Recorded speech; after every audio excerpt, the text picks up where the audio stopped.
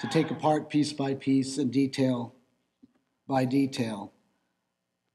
I'm also convinced that they believe that poetry is the hub of all their art, that it's the heart, so to speak, and it's also the wheel that keeps everything else spinning. For instance, both of them have the knack to turn an ordinary event like thrift store shopping into not only an art form, but what I consider a truly baffling spiritual experience. I know that sounds kind of like a warning, and it is.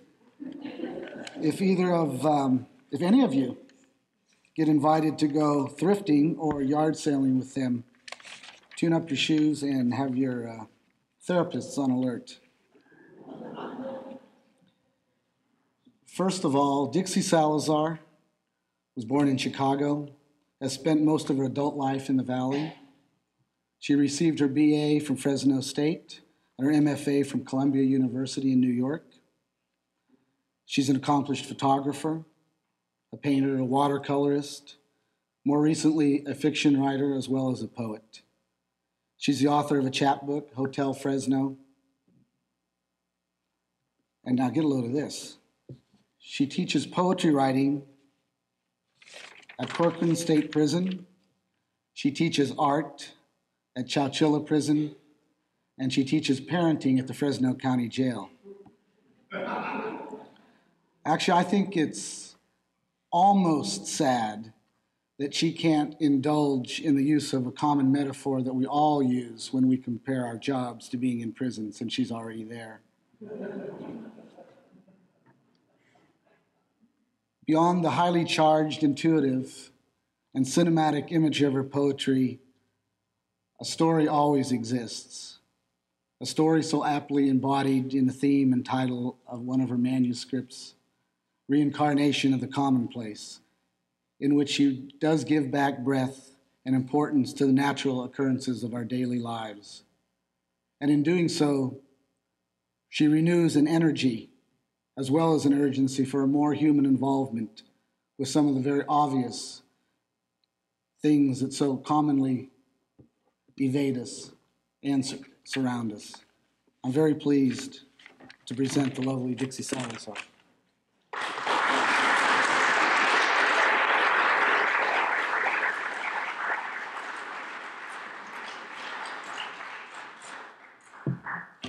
Thank you. Thank you to John for introducing me. I don't know if I could equally do that for him, but thank you. I'm just glad he didn't extend the metaphor to our marriage, which he could have. Okay, I'm going to start with this poem that it's called For Norma Jean, with apologies for the photograph my uncle took. When I'm from the Midwest, and we moved out here to LA when I was about 13. And I wanted to either be a cowgirl or a movie star. Those were my goals, which, of course, neither one was accomplished, probably just as well. But I was, like a lot of people, I came to California expecting to see movie stars on all the corners. And the closest I came really was my uncle was a photographer, and he took a picture. He snuck into the morgue and took a picture of Marilyn Monroe's feet, which ran on the front page of the Herald Examiner.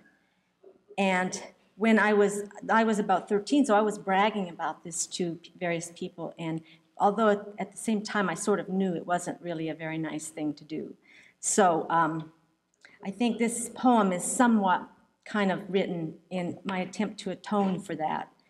And also, there's some things get into it from The Misfits, which is one of my favorite movies. And it's kind of an amazing movie because it brings together so much from art and life. And how many of you have seen The Misfits? It's, that Arthur Miller wrote it for Marilyn Monroe. And knowing her as he did, the metaphors in the movie are just really incredible. Anything else I need? Oh, Cartier-Bresson was also, I found out later that he was the still photographer on the set of The Misfits. So all of this kind of gets into the poem. For Norma Jean, with apologies for the photograph my uncle took. Fractured scales fall sadly into the Milky Way. At the grand piano, her painted fingers roll open infinity's window, release a cloud of wounded birds. Where the stray dog snaps a wing bone in two, their eyes meet, a soft explosion of feathers and heart. She gives him what he wants, greedy eyes fixed on his soul, on her soul, stolen in small bits, hard for her to say no to the soft tug of mutual hunger, the terrible night vision of dreamless children that she understood so well, that Bresson knew, breaking her fall, deft acrobat of f-stops and sidelong glances. Stealthy as a missile, shutter speed synced to her heartbeat, to the whisper of birthday candles, fat cigars and pacifiers, suitcases of amputated puppets, oil-smeared calendars torn up and pasted together. All is sold like ponies at 6 cents a pound. Brand new tears for a stranger, returned by a world of strangers, when Joe DiMaggio brings roses and the angels douse themselves with green perfume, earthly essence of her last breath. Equivocal voyeurs, even in death, her stars are cold with old desire, circle the lit mesas like vultures. With popping flashbulbs, they sneak into the morgue to snap her toes. They want, as usual, her body and her soul. A black crow flies through centuries of steeples and ruins, with a scrap of celluloid, a wisp of hair, a drop of silver, a blink of time, to weave a beautiful nest of tears. It's probably one of the more abstract type of poems I've written in a long time.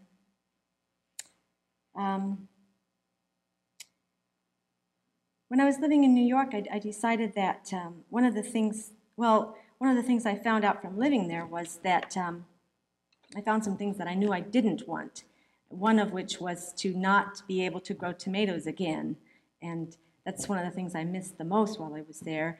And so I sometimes put in a garden, but I'm always make sure I grow tomatoes. And this poem has to do with growing things. It's called Seeds. Green and red onions set into winter dirt, stand erect and tubular, now stretching up from their swollen bulbs like serpents. They surround the rows of tender peppers, tomatoes, and ruffled squash, barely able to bend. I sink to the ground, navigate my belly's ripe latitude, where a dark meridian has appeared with this past quarter moon.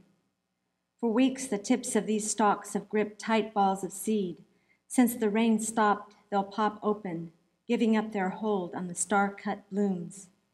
Tonight, I'll slice scallions, tomatoes, garlic, simmer in sweet basil till the cloak of dusk trails off with the stars. I'll wrap myself in the smoke of dinner and twilight and lie very still in the lawn, knowing there are supernovas overhead, old fermentations below, and I'll listen between for all the small, exquisite explosions.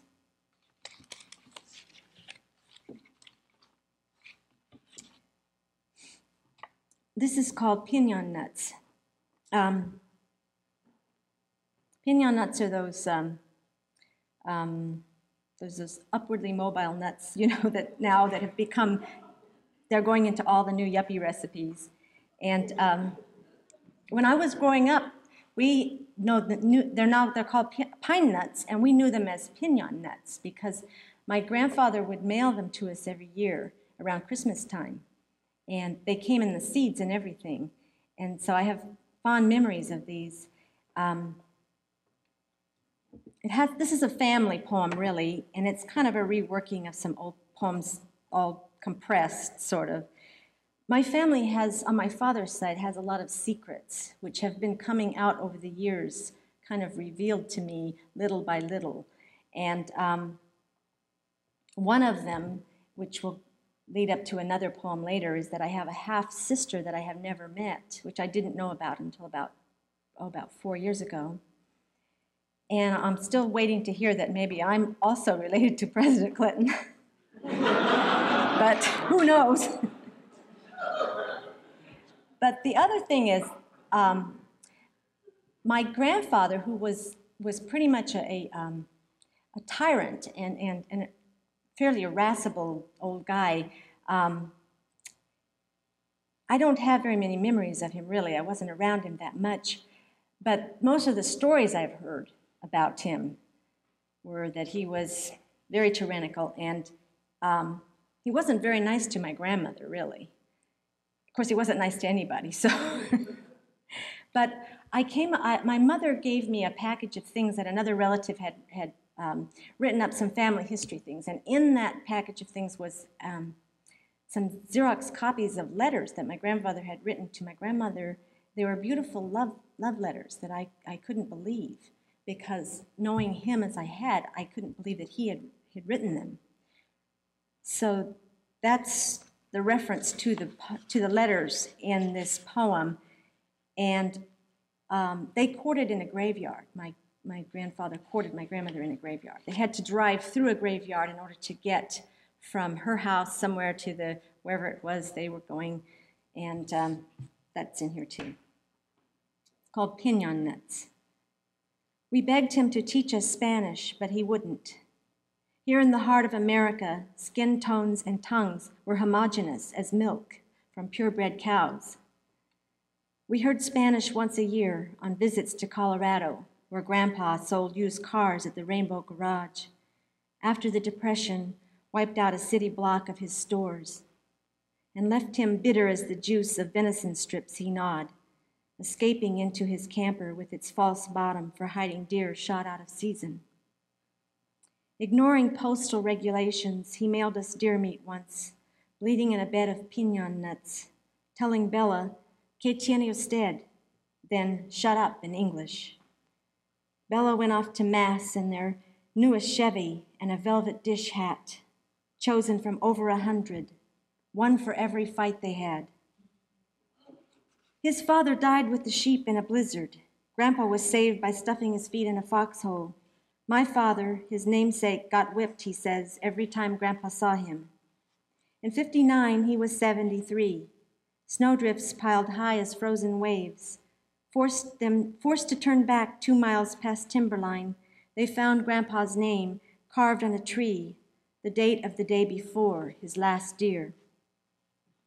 After Bella died, he slept on the broken spine of the back porch, wouldn't eat or take his insulin, telling her photograph or anyone who'd listen how much he loved her. Each letter began with, "Corazón de mi corazón," a courtship in a graveyard. He poured out the words he only found again later for her picture. In between were all those hats. Rainbow trout swimming in bacon fat, empanadas flaky and sweet, a bowl of pinon nuts, Grandma making faces behind his back. Montaña, huevos, ventana, the bits of Spanish she taught us, these and a swish of hats on my wall are all that's left. In Spanish class today, I learned pinon meant pine. I rolled the word in my Anglo mouth like a sweet, round nut.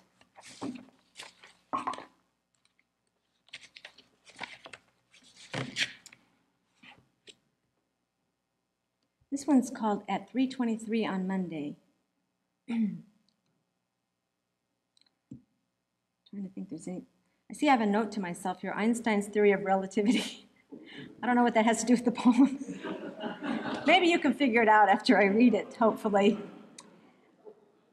Kenny Hall is in this poem, actually. There's a reference to a blind man, and he is the man. He lives somewhere close to this gas station where I take my car all the time to be serviced. And the day that this event happened, I saw him. He's the person in the poem. A sudden burst of wind herds the leaves together in circles, whips at shirt tails, lapels, ropes of hair flung into my eyes, the air jumping blue and electrical. This is how it must come, the end. A sudden burst, like the train's blast, 2 minutes. 2 minutes late, just passed through the space I just passed through. a hurtling flash of blood and light. I imagine now like entering a lightning bolt, crackling upward to become the smallest blue particle of sky. Staggering, a blind man crosses the gas station lot, dodging the idling and accelerating cars, steps inside to count his coins by touch for a Diet Coke. Here it is cool and dim. The walls echo the chime of nickels and dimes, heavy with the smells of antiseptic and gasoline. I pay my bill, step carefully around him and out into blue heat, for one moment blinded by a bolt of light, traveled millions of years to reach this spot, to hold me now, numb in the center of its sudden burst.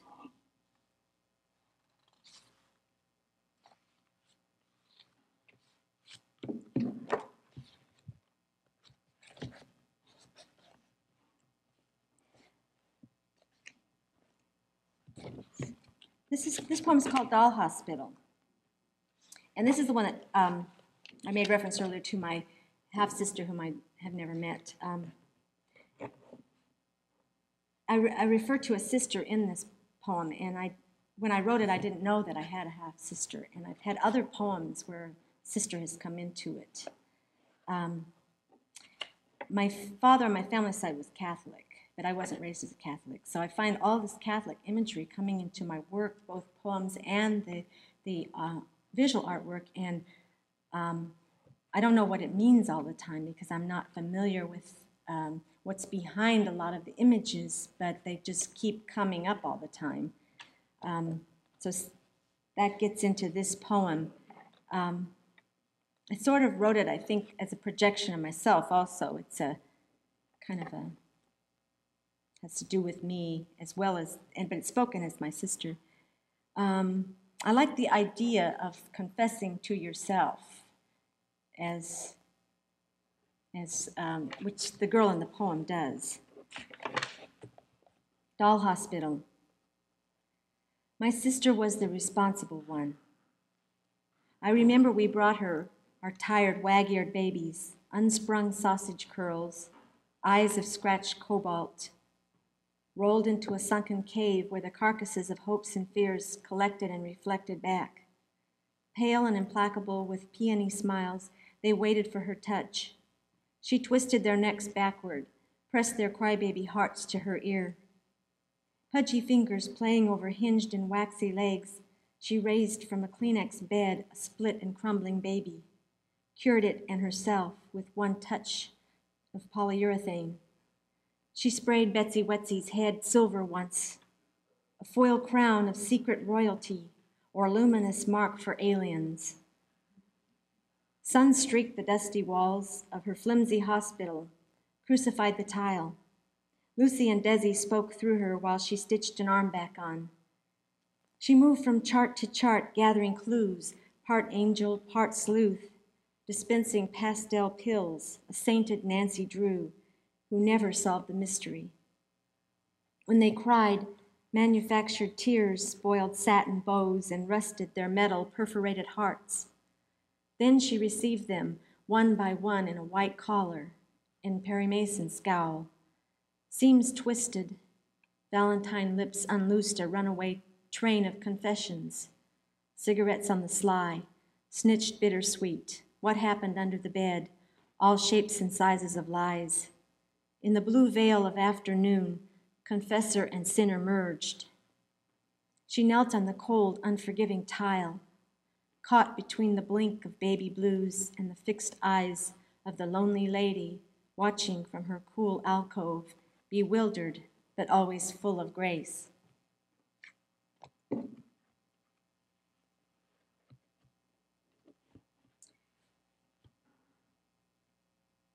This next poem is for all those people who sleep with someone who snores. And it actually is dedicated to someone whose name I won't mention, but you can probably guess who it is. It's called Ode to the Snore. When night corners him, you can hear its untranslatable chants, magical question marks leaking from his soul. The well-oiled machinery of sleep manufactures the zero notes, counterfeit in the sun. They take the shape of fuzzy Z's and O's falling off a dark assembly line. The sound you hear could be the ohm of appliances glowing in the dark, the purr of an ancient pride of cats, hearing the moon's drone as it rolls over the green hill of dreams, or the sound of a tractor turning over the tender soil. Its circular hum testifies to the chlorophyll hymn that swells in the stem, the photoelectric cell of the soul, telling all who lie awake listening at night, it's still plugged in, still charging.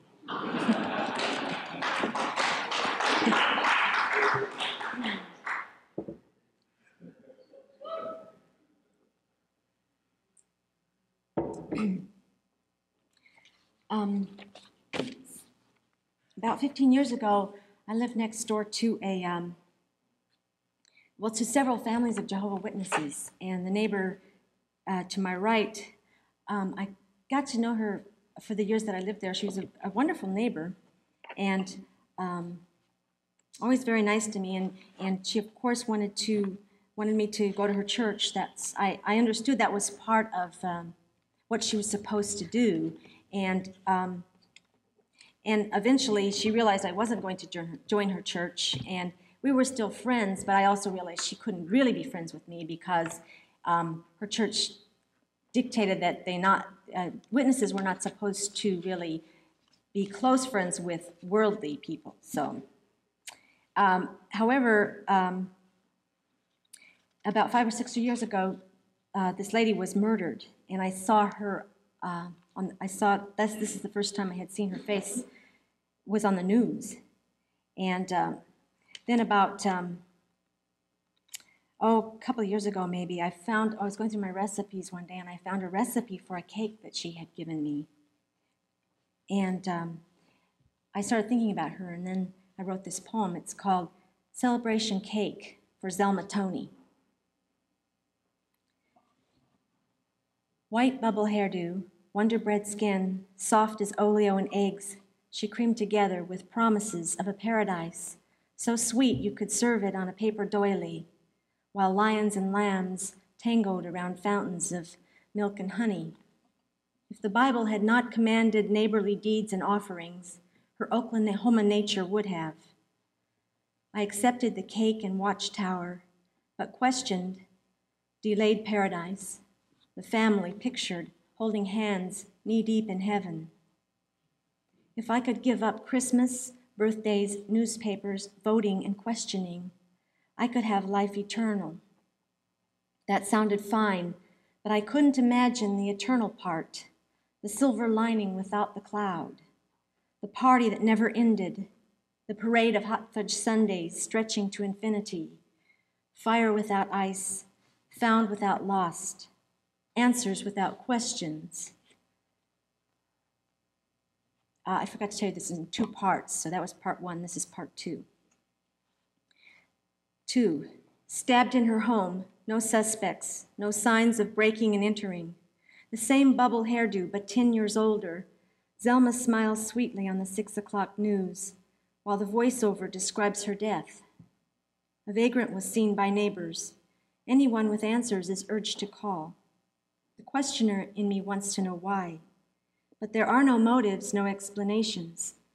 And so I rerun the whole movie of her last hour from my own imagining. A shaggy man high on paint fumes, asking for a sandwich. She wouldn't refuse, wouldn't lock the door or not try to witness, offering a watchtower or scripture before the shadow fell. And if she did plead for mercy, for her God's mercy, she did not falter in the silence that answered. Through rooms of books, without a single answer, I pass into the kitchen, crack eggs in a bowl, blend flour, sugar, buttermilk, pinch of salt, nutmeg, questions blend together, stir and stir, a blur of silky batter, a celebration cake to rise upwards, sweeten the rafters, to praise the lawns and alleys, to praise the memory of a neighbor's kindness, to praise the known and unknown, because I want to believe the unconditional love of creation is simple, really, as the faded ink on the rim of a recipe card, the single word delicious, a word that praises the cake and taste bud both, 3 syllables that celebrate the sweet flow of saliva and the floating wafer, the bond of belief and question.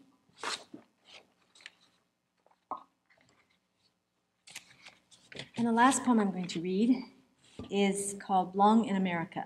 Blong was a student of mine when I was teaching adult basic education, and most of the students were gain referrals, which most of them were on welfare.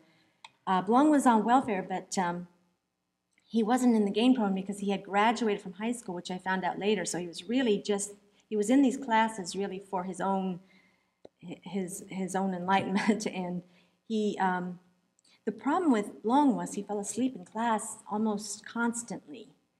And I found after a while, though, that if I gave him something to do, he could sit and work on it. He wouldn't fall asleep. But whenever we read aloud in class, instantly he fell asleep. So I developed the habit of standing next to him and sort of just shaking him the whole time we were reading. He had injuries, I know, from the war, and I never was able to find out exactly what it was. He wasn't able to communicate very well. Something was wrong with his throat, and he had a very raspy voice. You couldn't understand him, and talking to him was very confusing. He just wasn't clear about things. So I never found out. I wanted him to go to the doctor. I encouraged him to go, for the sleeping, but as far as I know, he never did go. I gave them an assignment to write a list of all the foods they ate when we were talking about nutrition. And so that's the reference in here to some of the things. He made a very interesting list. And he spelled a lot of the words wrong, so I'm reading this as he wrote it. Blong in America. Wake up, Blong, you are in America, and the shoes you walk on, instead of in, were made for pavement so cold your feet could stick. Your breath become a bell of white vapor, the slippery English vowels spilling into the wind to follow you down the street. I shake him awake again. At his desk, he kicks off his bent shoes, draws pretty girls and rows of hearts in the margins of conjugated verbs. On a string around his neck hangs a plastic heart with pink stones and hermetically sealed love. An amulet, he says, to chase evil spirits, like the one that circled his house all night, a red-eyed, smoky cat he wants to catch and eat for lunch. A disk of sunlight burns over his shoulder, skims the Mekong in search of a resting place. Clouds of canaries shatter its dance, streaking the sky yellow as egg yolks. He reaches into a pocket of flitting fish and lifts one by its oily fin, gasping for its life. The river ferries his coarse laugh back from the farthest shore, an echo in the distant haze of dusk. When the new moon answers, the river will open its arms and receive the bodies of drowned children, tied to each other with rope, linked to a world of promise better only than their fears. When one goes down, they'll all go, but the boy who drags them across swims on, won't know till he reaches the other side.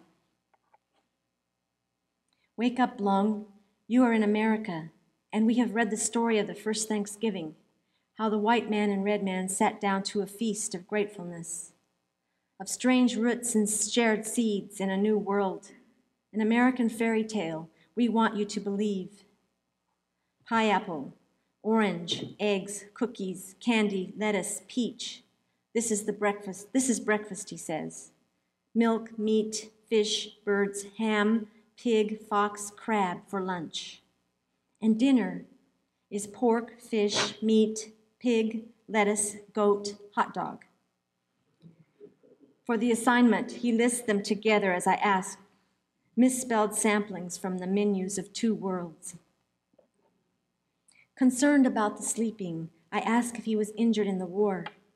He shows me a long forked scar that meanders over his rib cage and down, like a red river marked on a map, mumbles about an operation in his hoarse, half-muted voice. What was it for, I ask. He doesn't know. Almost I die, he says, and laughs, shuffling his bare feet. I had apartment with welfare, so let's don't mark me absent, okay? He writes on his absence slip. Handing it to me, he says, my wife grows a baby. She is 14. We go to the welfare and they ask us questions. Like what, I say? Did she want to marry me? He laughs again, like he's made a great joke. He draws with a stick, lopsided hearts and dust. Wilting nearby sweet onions and twisted bulbs of ginger root, he gathered. Blong, blong, the wind calls fruitlessly. Grandma's fire far from his thoughts as the breeze strokes his cheek like lips of a girl he knows and imagines is calling his name. Blong, blong floats and skids on the wind. A silver ball spins toward him from her shiny arms. Wake up, Blong, you are in America. And again you have missed the story. A man who slept for 100 years, who woke in a new century. A man like you, risen to a world moved on without him. Eyes sticky and full of sleep. He is wearing a pro-choice t-shirt, and I ask if he knows what it means. He rasps his throaty laugh, shrugs and slides past me to the lunch truck, where he buys a Mountain Dew to sip with sticky rice scooped from tin foil. Bees swarm over the poppy sleep. The day buzzes and hums, the sun already heating up morning's griddle. A strip of smoke unfurls into blue mist. Wake up, Blong. Your wife has made your favorite dish, boiled goat and fried bologna. Your son floats through centuries of lapping, warm in the womb of an Asian sea. He flips like a fish, eager to swim the birth canal, to reach the distant gleaming shore, to stretch upward to flickers of light where the music beckons, where the known and unknown pulse calls him, where everything is promised. That's it. Thank you.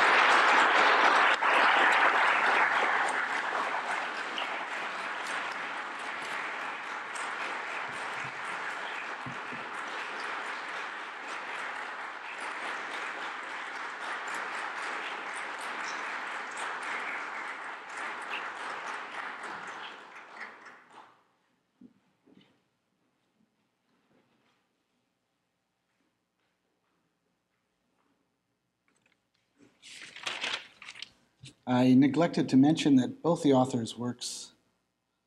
authors' are reading tonight, works are available for sale in the gift store.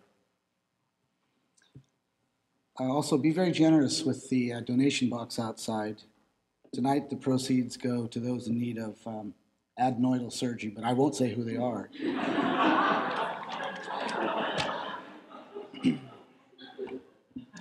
By the way, Dixie's car is also for sale.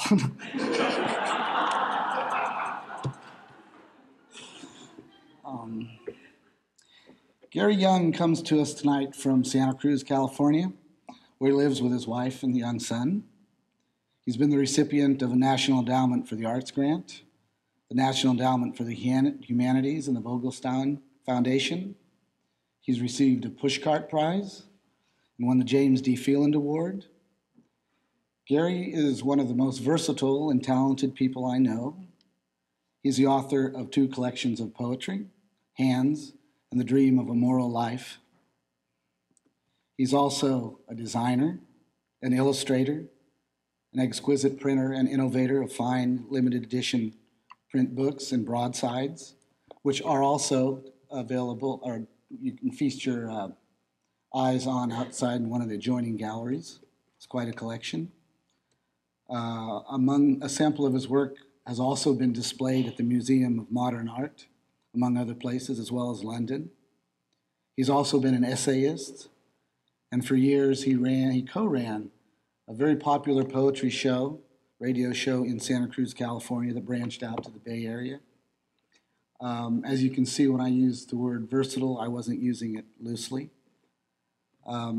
He's also tried his hand at, or I should say his body, at rodeo bronc riding.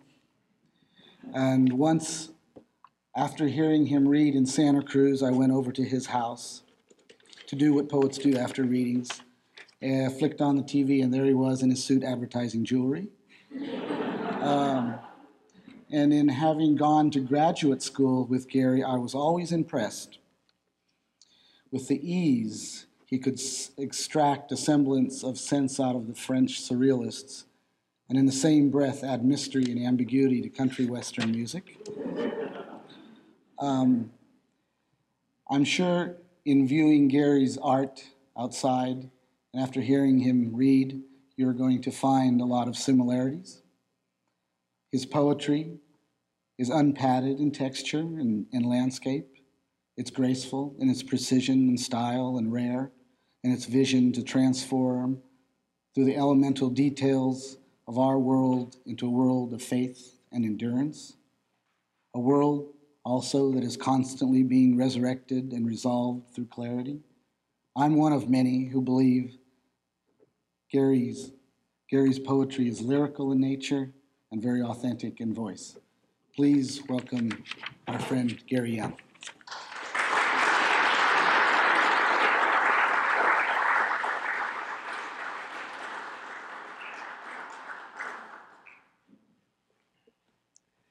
Thank you, John. Thank you all for being here tonight. I have a very strong emotional attachment to Fresno. I don't think there's any place on earth, maybe not even any place in time, that has ever been blessed with the number of wonderful poets in one place that this city has. And I feel a real strong attachment here. I sort of think of this as a home away from home because there are so many wonderful people and wonderful voices here that have meant so much to me over the years. I'm not going to make that mistake and not look at the watch until I'm halfway through here, John. Where am I? Here we go. I'm going to read some new word tonight, so I'm just going to read one poem from The Dream of a Moral Life. I have a fairly schizophrenic career. John calls it versatile. It really is a little closer to psychosis, I think, sometimes. People who know me as a writer are often surprised to find out that I'm a printmaker. People who know me as a book printer are interested in discovering that I also write. It's really wonderful for me to be here and be able to read poems and have an opportunity to actually show off some of the poems as I think of it, embodied. For me, broadsides in here, and what makes this show so exciting for me personally is that I've always thought of broadsides as a way of bringing a book or a poem out of a book and onto a wall. And walking in the gallery this evening, it was a lot like walking through an anthology which is simultaneously open to every page at once. So I want to read one poem from this book called On Printing. Pack rats watch from their home in the eaves. The presses are down. The hypnotic machines rest now in their bulk, like men who have gathered for gossip or prayer. I swear I have heard them sigh in their great satisfaction. We are born to this work, to love set loose upon the world, to give life to bodies, words, the orderly repetition of ourselves. We are the tools of increase and multiply our common emotion, joy at our labors, which we repeat again and again. If you get a chance to walk through the gallery, there's a book in there called The Geography of Home that I published back, I think, in '87. I worked on it for about 4 years, and it was a real turning point not only in my printing, but in my poetry. There's a text that runs some 90 pages in a single line through the book. One of the tasks we set ourselves, half the prints are mine, half are the work of another press, was how to integrate text and image when the preponderance of the book is visual. And the text runs like a thread, my idea, and I wrote a very lyrical essay, sort of a prose poem that runs through it. I thought if we just printed it as a single line, that it would be like stitching the pictures together. Well, as I was printing this book, it started me thinking very, very strongly about how I had learned to want to put poems together in the architectonics of poetry. And I became overwhelmed with the idea that I've been writing a vertical poetry, and the sense that we are led by the line down, and became very, very excited about the idea of writing a poetry that would be horizontal. You lose a lot writing horizontally rather than vertically, but what I hoped would be to create a poetry in which everything was of equal value. Of course, you lose a lot of the peaks, but hopefully you bring some of those things up from the depths. So I wrote a poem, or rather a book of poems called Days. These poems have no titles. They are on the page. They appear as very brief prose poems, but in conception and in my own mind, they're actually very long, one-lined poems.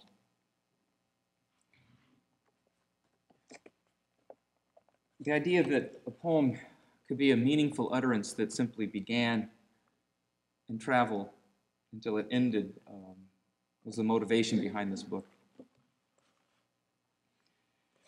She took my two hands in hers, pressed and caressed them as if she were bathing me.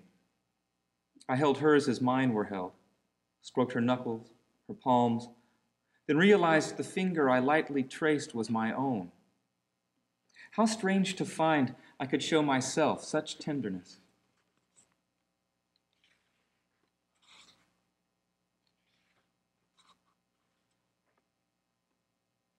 I don't know where the owls go when they leave this place, or if they never leave, but simply leave off calling sometimes in their hollow voices.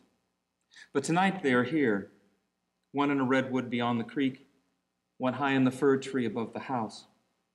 Repelled through their voices, those three long vowels the darkness speaks in, I forget my own worthlessness, which has troubled me all day.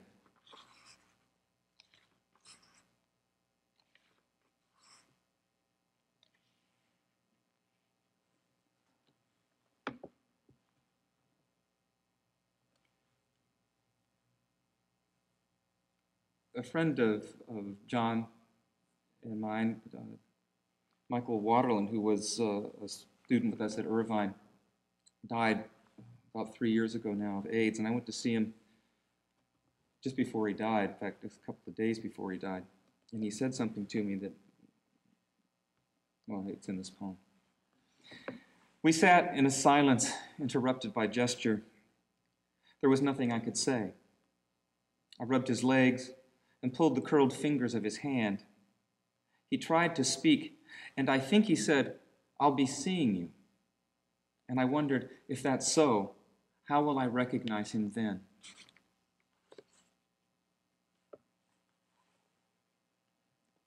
My brother is talking about the world, about illusion, how, after years of drunkenness and rage, the mind clears, the heart calms. It is still illusion, he says, but not an illusion created so poorly. This morning, he went to a greenhouse and they offered him a gift. And he asked himself, is this what I am? I have 4 tomato plants. Be able to communicate this. Well, John can testify. My brother should have been a poet. It's probably the loosest mind I've ever encountered. Our son was born under a full moon. That night I walked through the orchard, and the orchard was changed as I was. There were blossoms on the fruit trees, more white blossoms on the dogwood, and the tiny clenched fists of bracken shimmered silver. My shadow fell beside the shadow of the trees like a luster on the grass, and wherever I looked, there was light.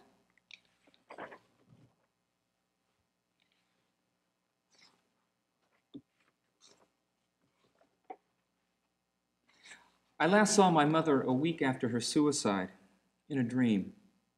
She was so shy. She was only there a moment. I'd called her stupid. How could you be so stupid? 8 years later, she's back. What do you want, I ask her. What do you really want? I want to sing, she says, and she sings.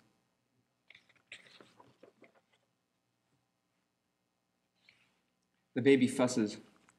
I read a book to quiet him, and he calms. His fingers open, show a lifeline, heart line, all the fates lurking in his flesh.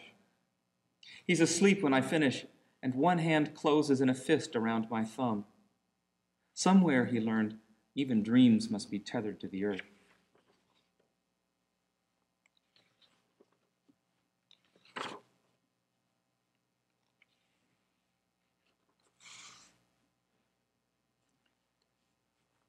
The stream echoed through the canyon, and it seemed the current no longer flowed, but hovered and was held as we were, in the insulating mist where time circled itself, uncertain of direction, until a peacock screamed, a tractor coughed, and the 1,000 wheels began to spin again.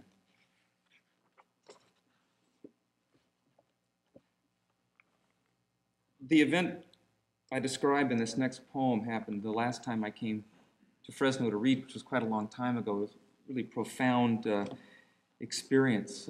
I'd stopped on the drive over and saw this really amazing sight. The stillborn calf lies near the fence where its mother licked the damp body, then left it.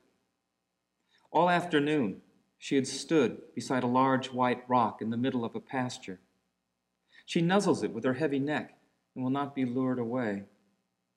This must be her purest intelligence, to accept what she expected, something sure, intractable, the whole focus of the afternoon's pale light. Dragging that cow away from the rock.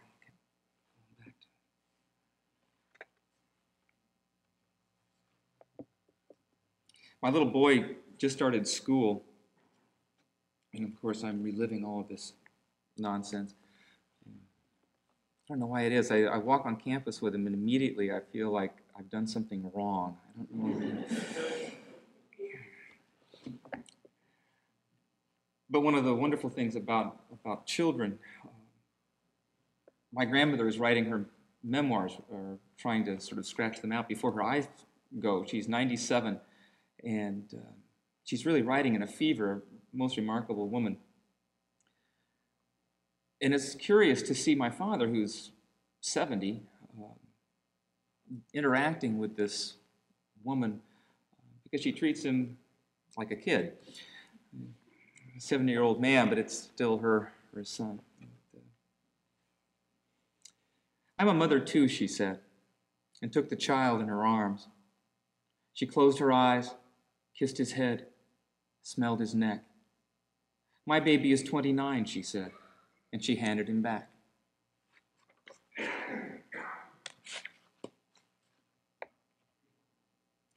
Queen Anne's lace crowds the air. Cicadas call from beyond the stream. Monkey flowers rouge the hill below a pasture where 6 horses crop sage.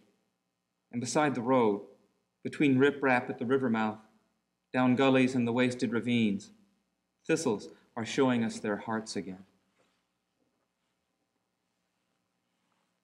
In a dream that shouldn't frighten me, small birds rise and fall before my feet like leaves, like dust.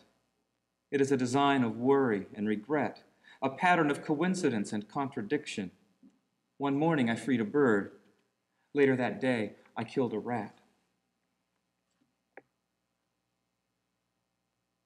I walked through the camellias to calm myself and pulled the only blossom to my face. Odd, a flower so perfect, so serene, could have no scent, that my heart could be a currency for the traffic and anger. Listening to Dixie describe teaching special education when I was in graduate school, I taught special education for adults at night at the college, the junior college. And there was a fellow who was the most amazing man, looked like an Irish Mao Zedong. If Mao, there's that famous portrait of Mao with the coat, sort of standing in the heroic pose like this, bald head. And this fellow's name was Freddie, and he looked just like Mao, only he was light-skinned and had little tufts of red hair instead of black. And we were doing calisthenics one afternoon or evening, and he was just standing there. Everyone else is bouncing around, and I kept exhorting him to join us. Come on, Freddie, join in. He just stood there. So finally I walked over to him and I said, come on, Freddie, get moving around a little bit. And as soon as I looked at him, I realized why he hadn't been joining it. His eyes were open, he was looking, but he wasn't looking at anything out here. He was focused on some place between us and eternity, I guess. And I said, Freddie, and just that little bit of voice, he just fell straight over backwards and went into a grand mal seizure. He was in the hospital for quite a while. It was a very serious event for him. I saw that look one other time after this event in this poem. Two girls were struck by lightning at the harbor mouth. An orange flame lifted them up and laid them down again. Their thin suits had been melted away. It's a miracle they survived. It's a miracle they were ever born at all.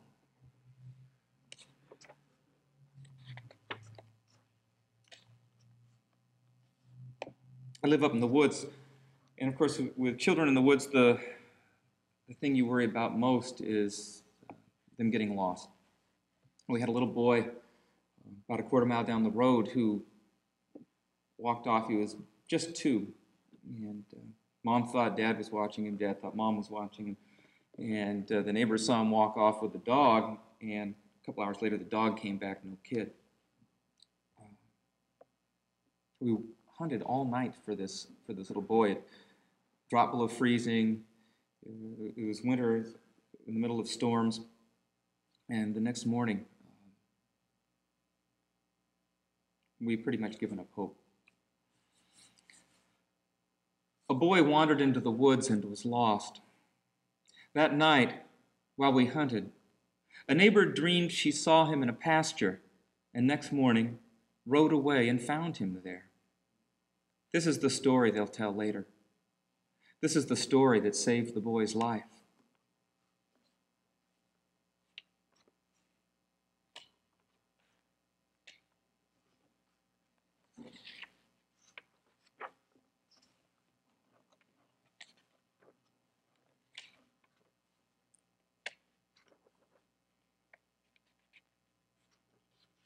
I have a couple of poems about the earthquake that we went through. My house got broken in half in the quake. It's situated on a little cliff overlooking a confluence of these two streams, and the ground is ruptured. It was something like out of a Japanese monster movie. I've never seen anything so the ground just spread apart.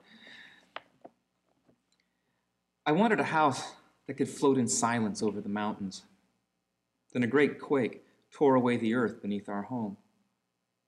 A man downstream was buried alive. We can't know what he wanted. And what was he looking for at the mouth of that cave? I discovered a stream that disappears underground. I found mounds of spoiled grass, a skull, and teeth standing out against the matted rock. I found mushrooms and took them home and washed them and set them in a bowl to dry. It was a comfort to see the orange flesh quiver to the touch like it always had. I'll read just a couple more from this book. Boulders roll and chime beneath the current. The tiny spiked caps of the chestnuts whir as they fall. This inadvertent music is a grace. I've whispered to the dead and prayed in anger. When he sounds his one shrill note, even the hawk is a songbird.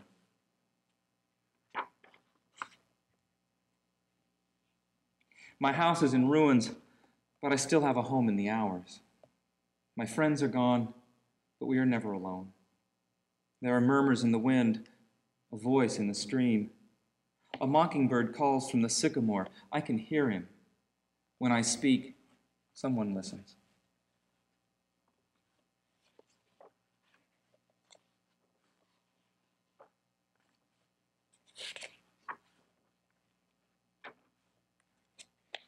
My son wakes screaming. His dreams are real. He's riding a horse, and the horse falls down. He's so young, I don't know how to tell him all our joy is wrung from that tear. Did you like it, I ask him. Fall down, he cries, fall down. Did you like riding the horse? And he looks at me, stops sobbing, and says, yes.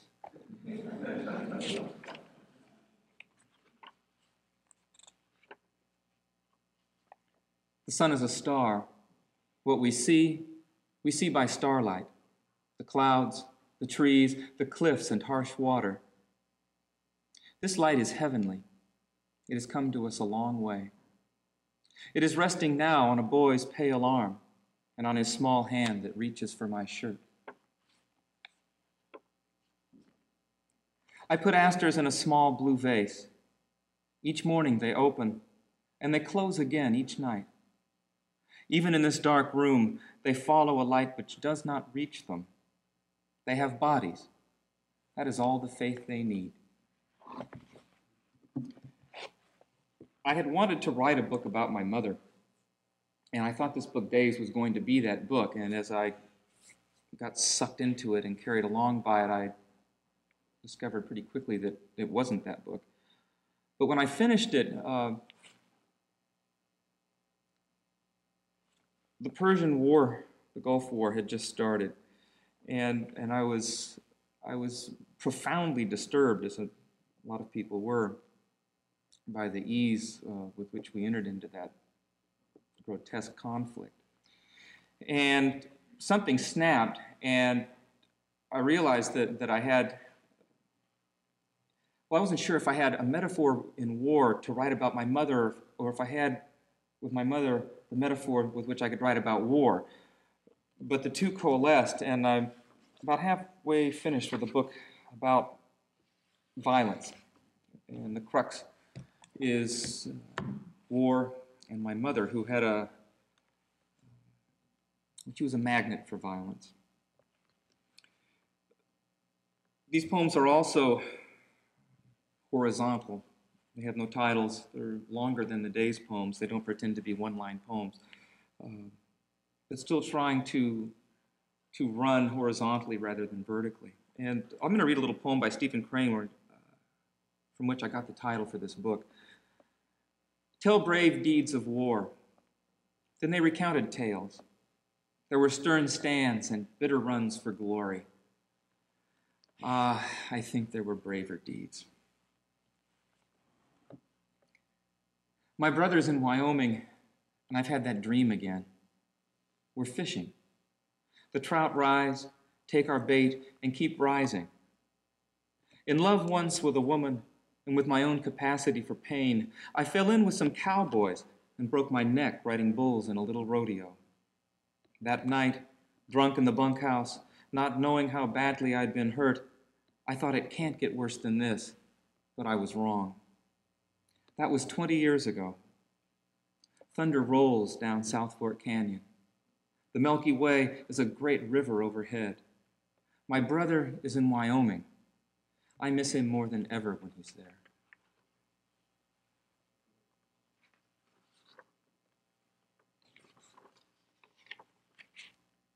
My mother was a beautiful woman. She had been a beautiful child. She danced for the soldiers then and sang for them, and everyone clapped and cheered. When her period came, she thought she was dying. Her face broke out, and her mother screamed, "How could you do this? How will we live? Who will love you now?" Years later, my mother turned to me. I was 12. We'd stopped to rest in a little town. She put her hands on my cheeks. "I'll get it," she said. And she dug her nails into me, picking until I bled. "That's how it starts," she said. And it wasn't the shock or the pain, it was the look on her face that made me want to cry.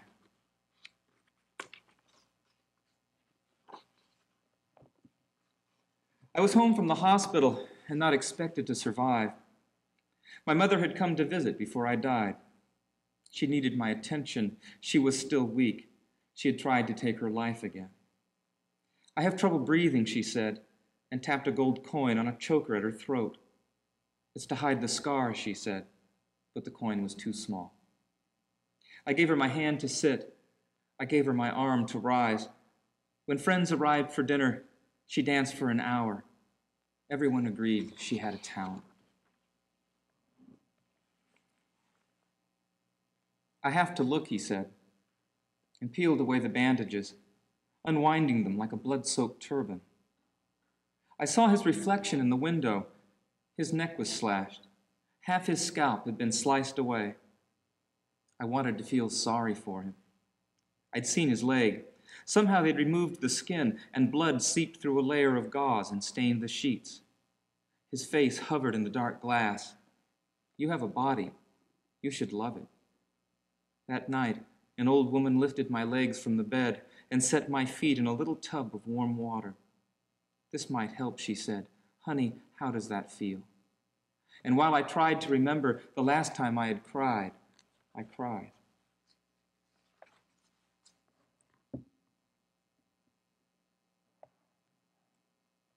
Somewhere Simone Weil says that there's only two things that can affect the soul. And one is grace, and the other is violence, physical violence. I think the reason that grace can affect the soul is obvious, but violence, she says, the reason the soul reacts is that the soul asks, why?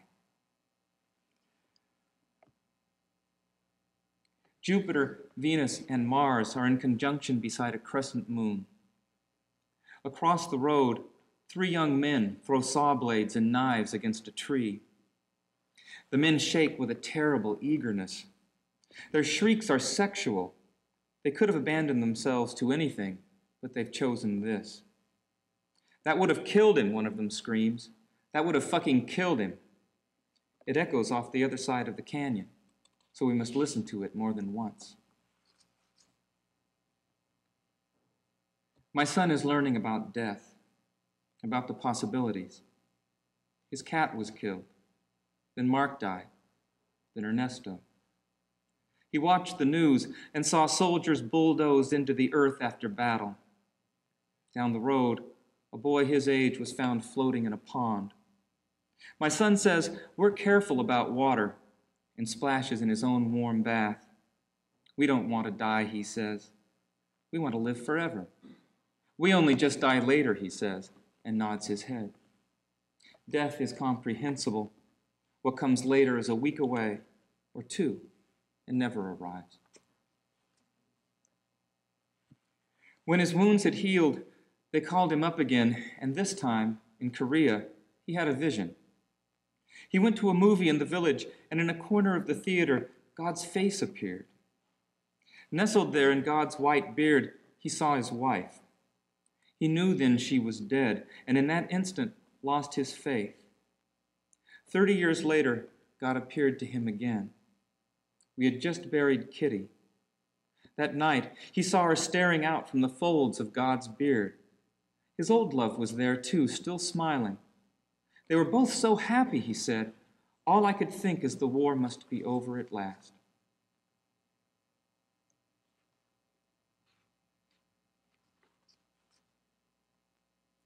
One night, when I was certain she was leaving me, I invented a man I thought my wife might love, and then I tried to be that man. I pulled her to me in the darkness. I kissed her, and she kissed me back. I'm wet, she said. Then she said, what is this? And I felt it too. My nose was bleeding. Somehow I'd covered both our faces with blood.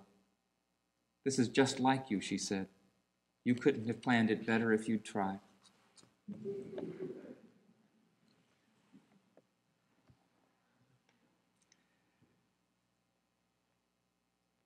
In New Jersey, A couple pulled a man from his car, shot him, locked him in a box to die. They'd had a plan, but their plan fell through.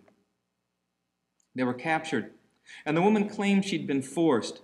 She had never wanted to do it. When she testified against her husband, someone shouted, "What do you think of your wife now?" And he turned and said, "I love her." The stories I must tell myself about myself seem even more pitiful, repeated in the history of others.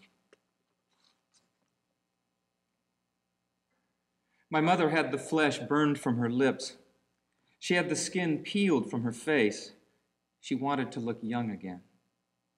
When the scabs fell away and she couldn't bear the bright new scars, she poisoned herself. "I have so much to tell you," she said later. She said, "I left my body. I knew I was dying, and I could see my body there. I floated away from it, down the hall and through the door into the street. There were people everywhere," she said. "It was beautiful. They wanted me to lead a parade." "Mother, stop," I said. "I was there."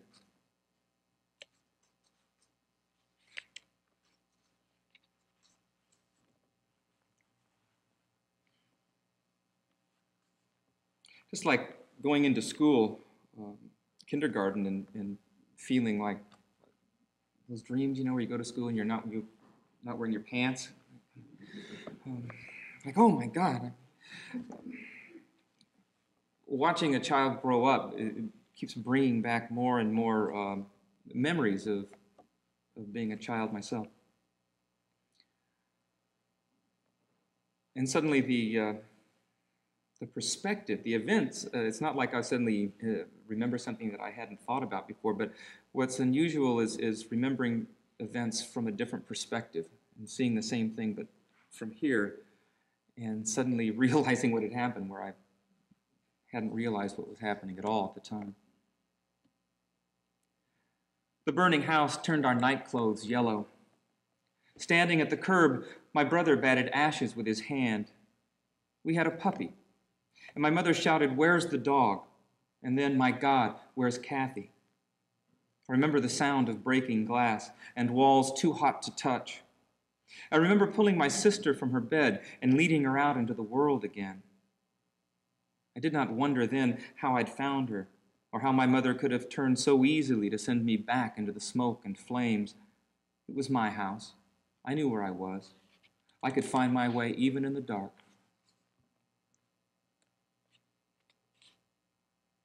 Terrified of another pregnancy, my mother asked the doctor to remove her uterus, and the doctor did. After the surgery, our dog made a nest of torn rags in a corner of the house. When we stroked her belly, our hands came away wet with milk. The vet said, "She isn't having puppies. She's just a high-strung breed." She began to have seizures. Her body convulsed, and her small eyes jerked in her head. I'd pry her jaws apart, feed her raw eggs and whiskey, and she'd relax. She'd lick my face in gratitude. My mother used to say, "That dog is almost human. She really is like one of the family."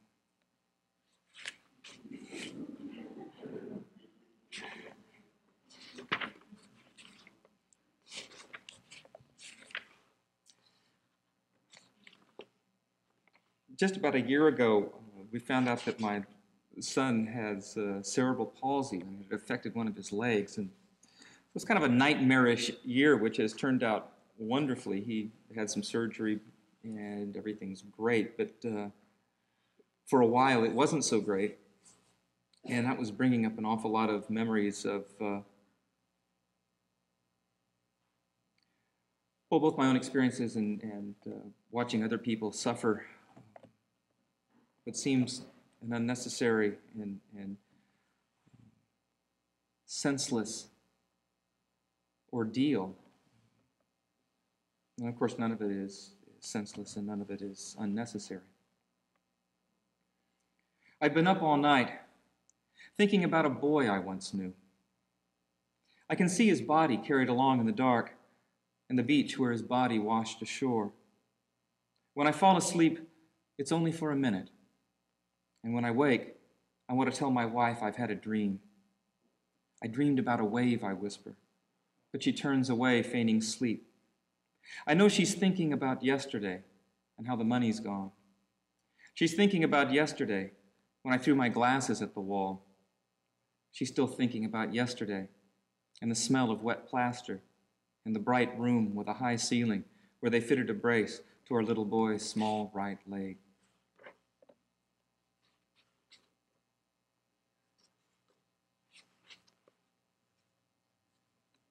I discovered a journal in the children's ward and read, "I'm a mother. My little boy has cancer." Further on, a girl has written, "This is my 19th operation." She says, "Sometimes it's easier to write than to talk, and I'm so afraid." She's offered me a page in the book. My son is sleeping in the room next door. This afternoon, I held my whole weight to his body while a doctor drove needles deep into his leg. My son screamed, "Daddy, they're hurting me. Don't let them hurt me. Make them stop." I want to write, "How brave you are," but I need a little courage of my own. So I write, "Forgive me. I know I let them hurt you. Please don't worry. If I have to, I can do it again." I'll read just a couple more.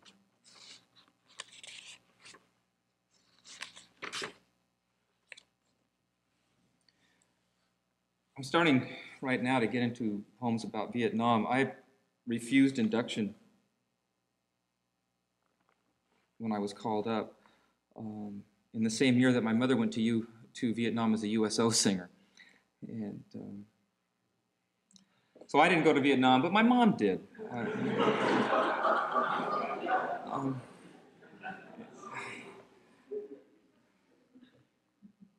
And it's the craziest thing.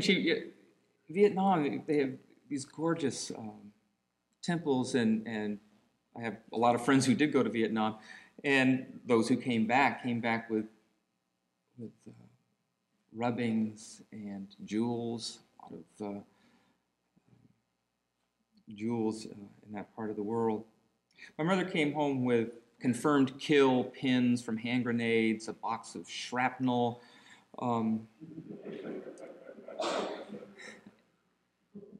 and almost immediately after she got off the plane, after returning home, she handed me the photograph. My mother entertained the troops in Vietnam. When she came back, she handed me the photograph of a soldier and said he was killed sneaking into camp the night I sang. "You may not believe this," she said, "but I've never felt as safe as I did while I was there." The soldier in the photograph is hanging by his wrists. A curtain of blood fans out from his neck. His hands are swollen. He was still alive when they strung him up with wire. My mother said, "Those boys couldn't do enough for me. They treated me like a queen in Vietnam." I still have a picture of the one who gave her his life.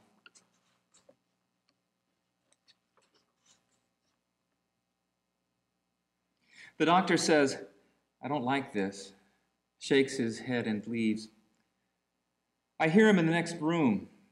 He's found something in the x-ray. And when he comes back, he waits for me to ask, "What's wrong?" Outside, the warm air buoys a perfume of roses, asphalt, and ether. Is this the world I just left? Under the knife a dozen times, I always come back stunned by what I've missed. That date palm obscured by the branches of a cedar, the letters on a handmade sign, a child's cough, my fears, how much I love this life. I'll read one more poem. Started with that poem about my brother in Wyoming. My brother's in Wyoming right now, the son of a bitch. Because a world may be called into being or talked away, the voice inside never quits.